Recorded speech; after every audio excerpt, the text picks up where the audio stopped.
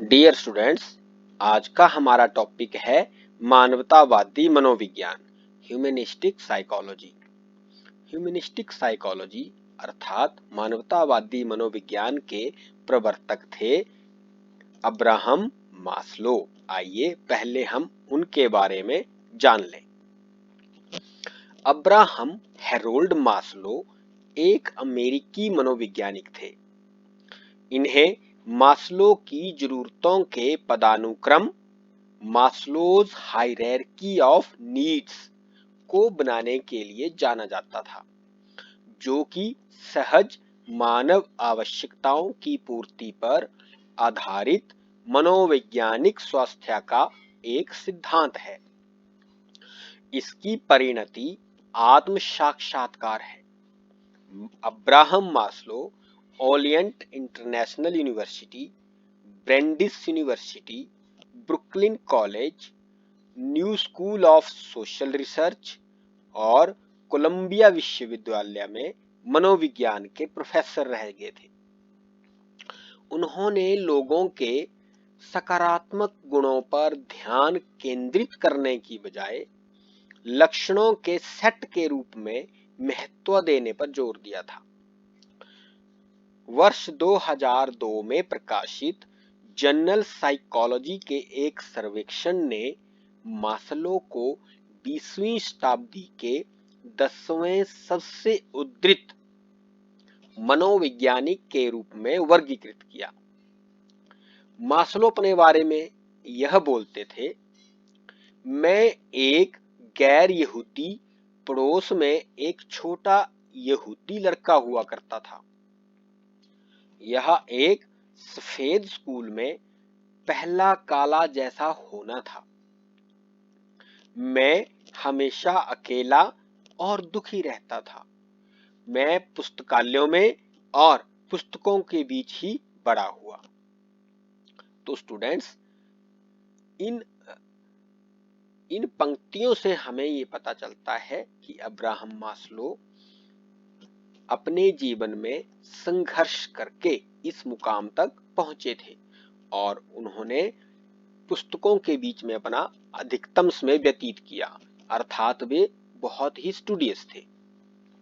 तो अब आइए जाने उनका मानवतावादी मनोविज्ञान या theory of hierarchy of needs.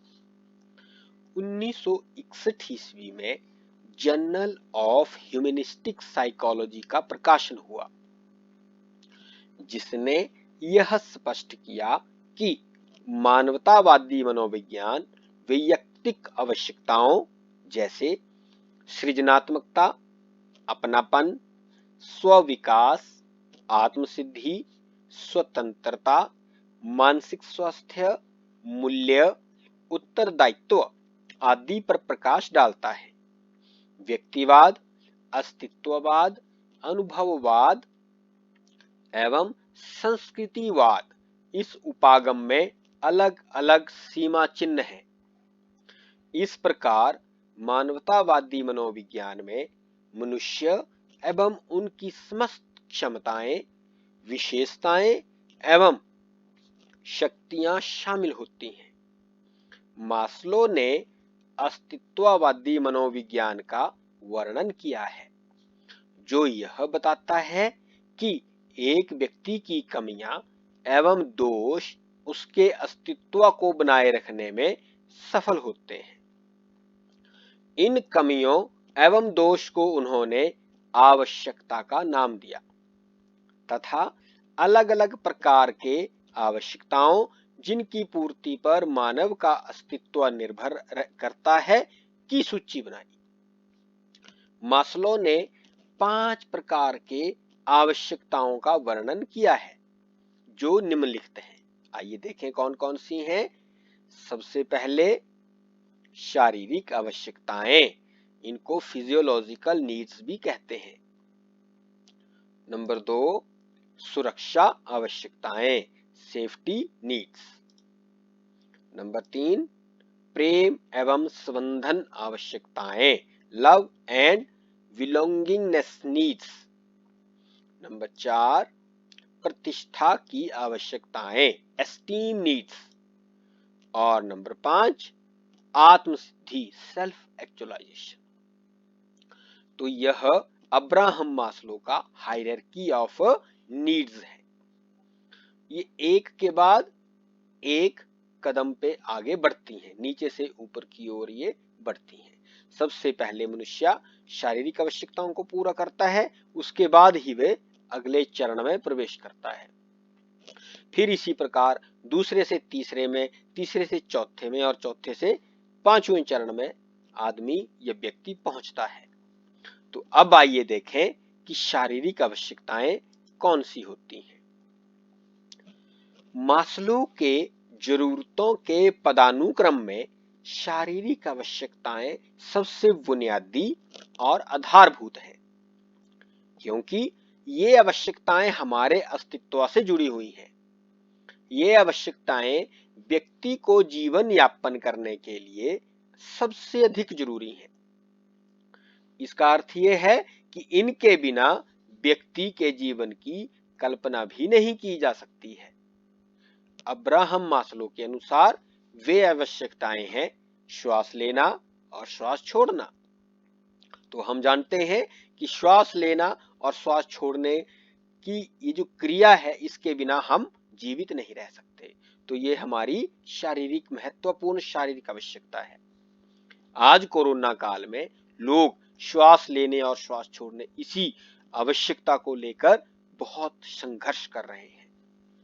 फिर दूसरी, भोजन। अगर हम भोजन नहीं करेंगे तो हम अपने कार्य कैसे कर पाएंगे। पानी, पानी ही जीवन है, जल ही जीवन है। आश्रय, अगर हमें कोई आश्रय प्रदान ना करे, हमारे पास छत ना हो रहने की, हमें कहीं रहने का स्थान ना हो, तो हम कहाँ रहेंगे। तो आश्रय भी हमारी फिजियोलॉजिकल नीड है। आराम करना, काम भी करना और उसके बाद आराम करना। और सेक्स करना, रिप्रोडक्शन के लिए भी सेक्स करना। तो ये हमारी सभी शारीरिक आवश्यकताएं हैं। इस स्तर पर व्यक्ति इन आवश्यकताओं को पूरा करने हेतु स्वाभाविक रूप से अभिप्रेरित होता है, मोटिवेट होता है कि मैंने इन आवश्यकताओं को पूरा करना है।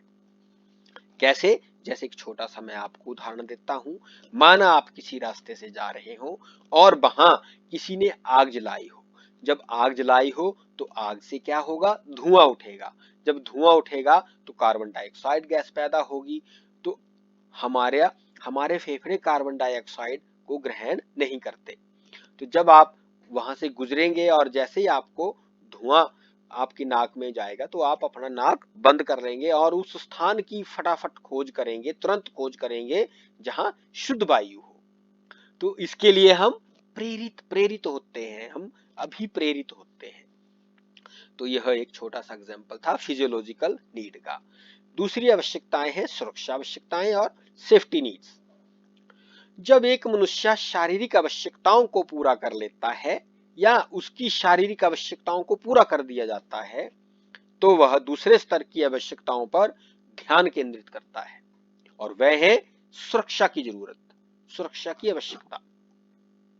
यह व्यक्ति की अपने जीवन में स्वयं एवं आसपास सहित सुरक्षित रहने की भावना से संबंधित है। वह जीवन में नियमों और अनुशासन की आवश्यकता को समझता है और अनिश्चित खतरों एवं खतरनाक परिस्थितियों से अपने आप को बचाना चाहता है। वह बीमारियों, महामारियों और समाज के आपराधिक तत्वों और इस प्रकार के अन्य तत्वों से सुरक्षित रहने का प्रयास करता है। जैसे आजकल कोरोना काल चल रहा है, तो हम कोरोना से बचने का प्रयास कर रहे हैं, या जिन व्यक्तियों को दुर्भाग्य से कोरोना हो चुका है वो उससे लड़ रहे हैं और उस महामारी से अपने आप को बाहर निकालने का प्रयत्न कर रहे हैं। इसके अतिरिक्त वह जीवित रहने के लिए आर्थिक सुरक्षा, आवास, स्थिर आय एवं व्यवसाय और नौकरी की सुरक्षा के लिए कार्य करता है। उसको नौकरी भी चाहिए, उसको व्यवसाय चाहिए, ताकि उसकी रेगुलर इनकम चलती रहे और उसकी उस इनकम से फिजियोलॉजिकल नीड्स भी पूरी होती रहे। तो ये सभी हायरार्की जो है वो एक दूसरे से संबंधित है। अब हमारे पास तीसरी पायदान पर, तीसरे स्तर पर है प्रेम एवं संबंधन आवश्यकताएं, लव एंड बिलोंगिंगनेस नीड्स। इस स्तर पर व्यक्ति जरूरतों के एक और अधिक अमूर्त दायरे में प्रवेश करना शुरू कर देते हैं। वे परिवार, दोस्तों, समूहों और रिश्तों का हिस्सा होने के रूप में सामंजस्य मानव संबंधों को बनाए रखने के बारे में प्रयास करते हैं। अब व्यक्ति गहराई से टीम का हिस्सा बनना चाहते हैं। मालिकों और सहकर्मियों के साथ दयालु संबंध बनाए रखने में सक्षम होने के अतिरिक्त समूह में अपनी उपस्थिति बनाते हैं। अब व्यक्ति प्रेम भी करना चाहता है और दूसरे व्यक्ति का प्रेम भी पाना चाहता है। इस स्थिति में जब उसकी पहले दो स्तर की आवश्यकताएं पूर्ण हो गई हो, कौन कौन सी? शारीरिक आवश्यकताएं और सुरक्षा की आवश्यकताएं। जब वो पूरी हो जाती हैं, फिर व्यक्ति प्रेम और प्रेम संबंधों के बारे में सोचता है और उनका हिस्सा बनने के लिए प्रयास करता है और अभिप्रेरित होता है। तीसरे स्तर के बाद चौथे स्तर में जब व्यक्ति जाता है तो उसकी आवश्यकताएं बन जाती हैं प्रतिष्ठा की आवश्यकताएं, एस्टीम नीड्स। जब वो अपनी 3 आवश्यकताओं को पूरा कर लेता है तो वो कहां जाता है? प्रतिष्ठा की आवश्यकताओं के स्तर में चला जाता है, एस्टीम नीड्स में चला जाता है। इस स्तर पर व्यक्ति समाज और अपने आसपास में उच्च पद पाकर प्रतिष्ठित होना चाहता है। वह मान सम्मान प्राप्त करना चाहता है।